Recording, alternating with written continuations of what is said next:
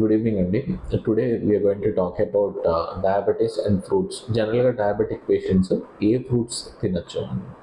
First and foremost apple తీసుకోవచ్చు.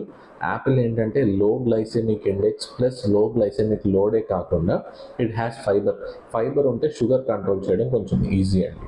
రెండోది వచ్చేసరికి బెర్రీస్. బెర్రీస్ కూడా ఏంటంటే మనకి low glycemic index and low glycemic load ఉంటుందండి. సో బెర్రీస్ కూడా తీసుకోవచ్చు. మూడోది వచ్చేసరికి మన సిట్రస్ ఫ్రూట్స్. సిట్రస్ ఫ్రూట్స్లో ఆరెంజెస్, గ్రేప్ ఫ్రూట్ ఇవన్నీ తీసుకోవచ్చండి. But you have to be limiting the portion size. Portion size ఎంత అన్నది మాత్రం క్లియర్గా చూసుకోవాలి.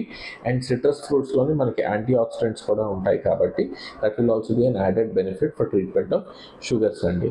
ఫోర్త్ది వచ్చేసరికి అవకాడోస్. అవకాడోస్ కూడాను మనకి low glycemic index and low glycemic లోడే కాకుండా and they will have low carbohydrates also అండి.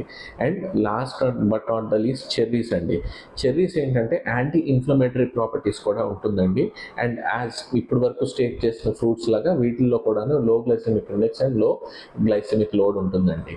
So always remember, portion control is the main key. Thank you.